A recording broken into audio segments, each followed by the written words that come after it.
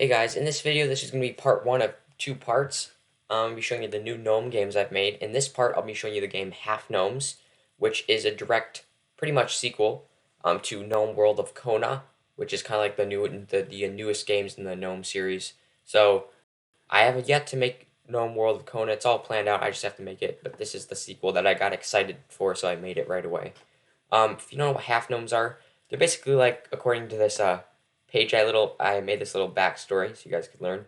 But they're basically like half gnome, half dwarf. They come from the planet Kona, just like all the other gnomes and creatures in the Gnome Saga.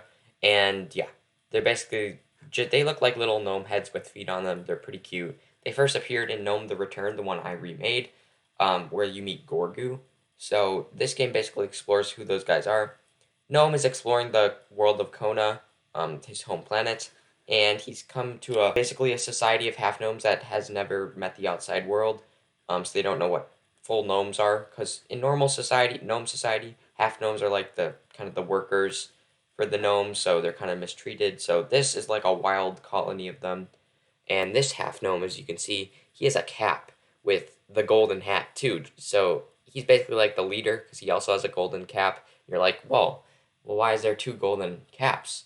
Well, basically they must have somehow found out or read a book that the gnomes have their um, golden hats, so they made their own. So that's kind of like he might be mad at you. He's like, hey, why'd you steal my hat? But then like I don't know. So I think that could be a big conflict.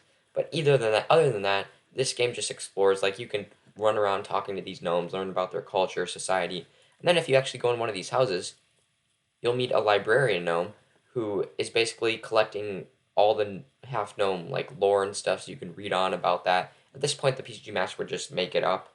But you can also write your own half gnome lore right here. Like, you can actually write it when playing this game, or like any gnome lore you want, and add it to his library, which will go to my game Gnome the Library, which is like a little add-on that I'm pretty sure I've shown before. But yeah, it's a game I made a while ago. It's basically like Mercado Library, but for gnomes. If I haven't shown that yet, I will show it soon. Yeah, I hope you guys are liking the digital PCGs. Not all my PCGs will be digital. Most of them will be paper and pencil, but I do enjoy the occasional digital ones, especially for the Gnome Saga.